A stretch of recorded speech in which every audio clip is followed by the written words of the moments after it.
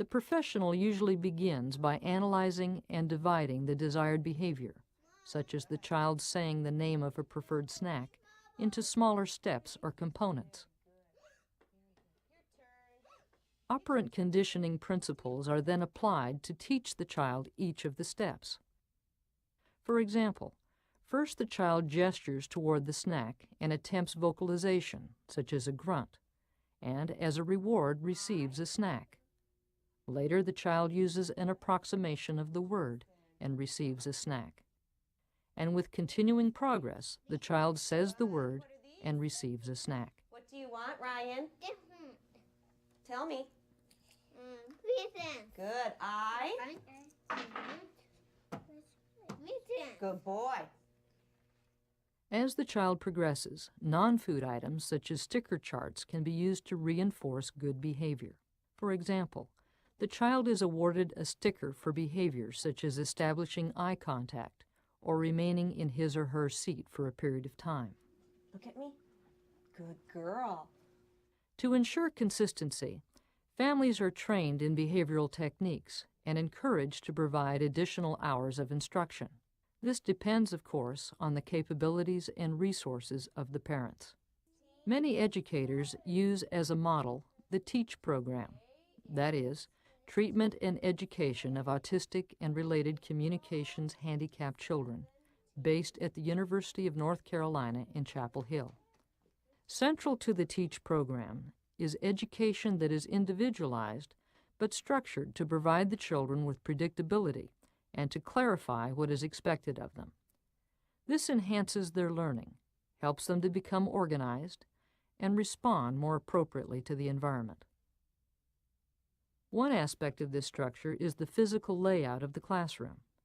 It is recommended that areas and boundaries for specific activities, individual work areas, circle time areas, play areas, etc., be clearly marked and consistently used. Another way to provide structure and increase predictability is the use of schedules, another facet of the TEACH program.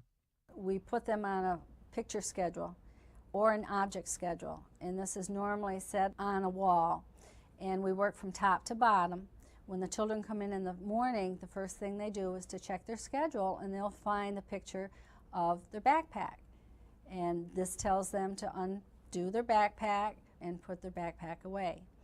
The second thing is they'll go over and exchange the ticket, the backpack ticket, and put the puzzle table up, and they know this is the time to sit down and work on their puzzles. And this continues throughout the day.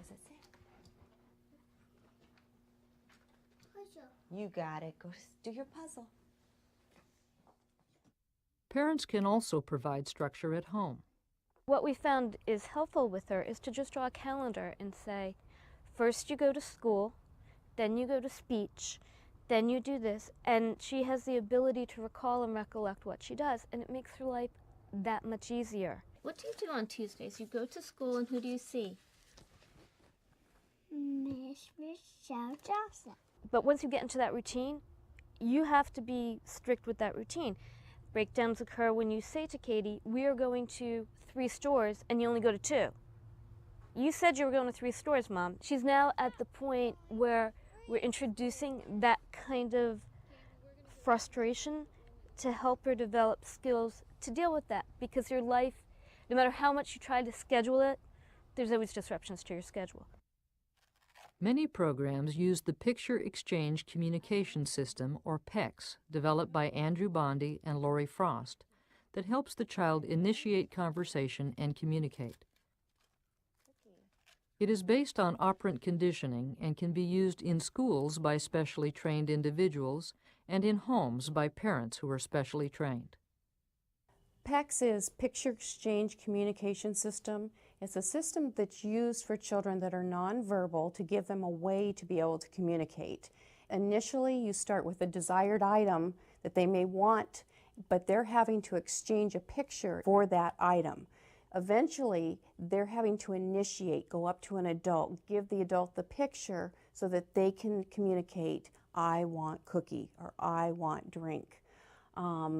It's also a way that we've used with our children when they've gone past being able to communicate just basic needs for them to expand their language. So we have found that with PECS, that not only has it been beneficial for our nonverbal kids, but our children that do have some language, it helps to expand the language.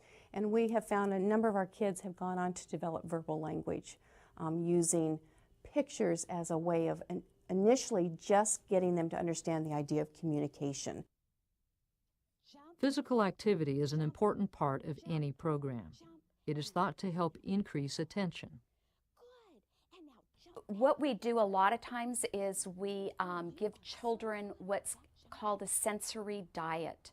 A sensory diet is activities that they can do throughout their day to keep them at just the right level that they're able to filter out just enough sensory information.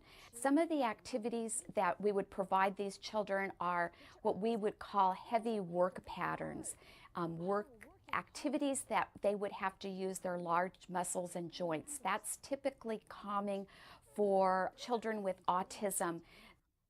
So it would be things like being squished in a beanbag, walking up and down stairs, jump, good, another yellow one. Picking up items off of the floor and putting them up maybe at shoulder level, things that take a lot of body movements. But this is good for the kids jumping. One of the most important strategies for working with children is to collaborate closely with their parents, who can help them at home to maintain their newly developed skills and generalize them to other situations. Can you lay down and can I squish you like a hot dog? Do you want to be a hot dog? I always have a DLA notebook that goes home every day. And in the beginning of the year, I request that the parents write back to me. If they don't see anything that day that they have to make a comment on, fine. But I'm